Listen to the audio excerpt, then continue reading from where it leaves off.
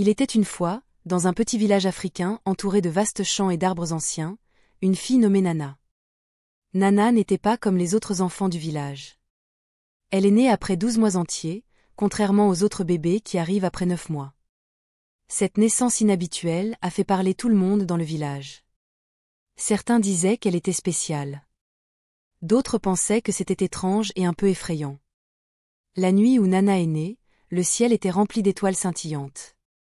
Mais cette nuit joyeuse a également apporté de la tristesse car la mère de Nana est décédée juste après l'accouchement. Ainsi, le père de Nana, un fermier gentil et travailleur, a dû s'occuper d'elle tout seul. Il était à la fois sa mère et son père, et il l'aimait plus que tout au monde. Le père de Nana l'emmenait souvent à la ferme avec lui. Il la déposait sous un grand arbre ombragé pendant qu'il travaillait dans les champs. Nana aimait regarder les feuilles danser dans le vent et écouter les oiseaux chanter. Mais un jour, quelque chose de vraiment étrange s'est produit. Nana, âgée de seulement 6 mois, s'est soudain mise à pleurer très fort. Ce n'était pas un cri normal. C'était si fort et étrange que son père a couru vers elle, inquiet. Juste au moment où il a pris Nana dans ses bras, le grand arbre sous lequel elle était allongée est tombé avec un énorme fracas juste là où elle se trouvait. Tout le monde dans le village était choqué. Il ne pouvait pas y croire. Comment Nana le savait-elle? Il murmurait. Est-elle magique? À partir de ce jour, Nana est devenue connue pour être différente. Elle riait au milieu de la nuit comme si elle jouait avec des amis invisibles, et parfois elle pleurait bruyamment comme si elle était effrayée ou bouleversée par quelque chose que personne d'autre ne pouvait voir. En grandissant, Nana a commencé à dire des choses qui se réalisaient. Elle disait à son père, « Il va pleuvoir aujourd'hui », et même si le ciel était clair, il pleuvait. Mais ensuite, elle a commencé à dire des choses qui effrayaient les villageois. Une fois, elle a dit, « Je suis triste car demain nous perdrons quelqu'un. » Et le lendemain, un de ses amis du village est tombé gravement malade et est décédé. Les villageois ont commencé à s'éloigner de Nana. Ils avaient peur de ses prédictions. Ils murmuraient, « Est-elle une sorcière? Et pourquoi sait-elle ces choses? » Pauvre Nana se sentait seule car elle ne comprenait pas pourquoi les gens avaient peur d'elle. Elle était juste une fille qui, d'une manière ou d'une autre, savait des choses que les autres ne savaient pas. C'est ainsi que l'histoire de Nana a commencé. Une fille née sous un ciel étoilé, aimée par son père, redoutée et interrogée par son village. Une fille qui allait découvrir plus sur son don mystérieux et comment il changerait sa vie et celle de ceux qui l'entouraient. Dans le village, Nana a grandi en tant que fille dont tout le monde parlait. Ses prédictions, qu'elle ne comprenait pas elle-même, la rendaient à la fois spéciale et effrayante pour les gens autour d'elle. Le père de Nana lui disait toujours « Tu es unique, mon enfant », essayant de lui remonter le moral. Mais Nana se sentait souvent seule car les autres enfants ne jouaient pas avec elle, et leurs parents les appelaient rapidement dès qu'elle s'approchait. Un jour, Nana fit une prédiction qui effraya vraiment tout le monde. Elle dit « Je vois des ténèbres s'abattre sur la maison du chef, et cela apportera beaucoup de tristesse. » Les villageois avaient peur car le chef était comme le roi de leur village, un homme que tout le monde respectait et aimait. Ils murmuraient entre eux, que signifie la prédiction de Nana? Quelque chose de mauvais va-t-il arriver? Peu de temps après les paroles de Nana, quelque chose de triste s'est réellement produit dans la maison du chef. Le plus jeune fils du chef, qui était toujours plein de rire et d'amusement, est soudain tombé malade, et malheureusement, il est décédé. Cela a rendu les villageois très tristes et effrayés. Ils ont commencé à dire « Nana apporte la malchance. » Ces paroles sont maudites. Ils ne voulaient pas croire que Nana savait simplement ce qui allait se passer avant que cela ne se produise. Les villageois se sont rendus chez le chef et ont dit « Nous devons faire quelque chose à propos de Nana. Elle apporte de mauvais présages à notre village. » Le chef, un homme gentil et sage, était dans une position difficile.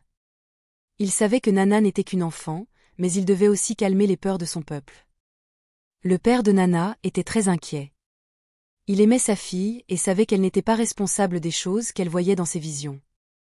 Il est allé voir le chef et a supplié « S'il vous plaît, ne punissez pas ma fille pour quelque chose qu'elle ne peut pas contrôler. Elle n'apporte pas ces mauvaises choses. Elle sait simplement qu'elles vont se produire. » Le chef décida de parler à Nana. Il lui demanda « pourquoi penses-tu que tu vois ces choses avant qu'elles ne se produisent? Nana, avec ses yeux innocents, répondit, je ne sais pas, chef. Je les vois simplement dans mon esprit comme des images dans un rêve. Le chef, voyant son honnêteté et son innocence, ressentit une profonde tristesse pour elle. Il dit aux villageois, nous ne pouvons pas blâmer Nana pour les choses qu'elle voit. Elle n'est qu'une enfant, une enfant spéciale, et nous ne devrions pas la craindre. Mais les villageois avaient encore peur. Ils ont commencé à éviter Nana et son père. Nana se sentait très triste et se renferma sur elle-même, passant la plupart de son temps dans les champs avec son père ou sous le grand baobab, où elle ressentait une étrange sensation de paix. Après cet incident triste à la maison du chef, les villageois avaient plus peur de Nana que jamais. Ils murmuraient, elle n'est pas sûre à avoir autour, et ses paroles n'apportent que de mauvaises nouvelles. Nana se sentait très triste et seule, mais son père était toujours là, lui disant, tu as un don, Nana. N'en aie pas peur. La peur dans le village grandit tellement qu'un jour, les villageois allèrent voir le chef et dirent, nous ne pouvons plus vivre avec les prédictions de Nana. Elle doit quitter notre village. Le chef, qui avait toujours été gentil avec Nana, était dans une situation très difficile. Il ne voulait pas renvoyer Nana, mais il voulait aussi maintenir la paix dans le village. Le père de Nana supplia le chef, s'il vous plaît, ne renvoyez pas ma fille. Elle n'est qu'une enfant et elle ne veut pas faire de mal. Mais les villageois étaient fermes. Ils disaient, si Nana reste, nous aurons toujours peur. Nu Stevens protegeer notre village. Le chef, le cœur lourd, décida que Nana devait quitter le village. Nana était dévastée. Elle pleurait, pourquoi dois-je partir? Je n'ai jamais voulu que mes visions nuisent à quelqu'un. Son père la tenait dans ses bras, essayant d'être fort, mais ses yeux étaient pleins de larmes. Le jour où Nana devait partir, elle dit, j'ai une dernière chose à partager, un secret qui n'est pas le mien, mais celui du village. Les villageois étaient curieux. Ils pensaient, quel secret Nana peut-elle connaître? Alors ils se rassemblèrent, même s'ils avaient encore peur. Nana les emmena à la maison du chef, dans une pièce qui était toujours fermée à clé. Le chef avait l'air nerveux, mais Nana dit, la vérité est dans cette pièce. Avec une clé qu'elle avait trouvée dans une de ses visions, Nana ouvrit la porte. À l'intérieur, ils trouvèrent des murs couverts de noms et d'événements, toutes les mauvaises choses qui étaient arrivées dans le village. Et là, de l'écriture du chef, se trouvaient des plans qui montraient qu'il avait causé certains des problèmes, espérant maintenir les villageois dépendant de lui tout en peignant une mauvaise image de Nana et de son père. En fait, il fut révélé que la mort de la mère de Nana était le plan du chef, car il avait voulu l'épouser, mais elle avait refusé et épousé le père de Nana à la place. Les villageois ne pouvaient pas en croire leurs yeux. Notre chef a fait cela? Demandait-il. Le chef n'avait pas de mots. Il avait été pris sur le fait. Nana dit, j'ai vu cela dans une vision. Je savais que je devais montrer la vérité à tout le monde. Les villageois, qui avaient été si effrayés par elle, la voyaient maintenant comme une héroïne. Ils réalisèrent que le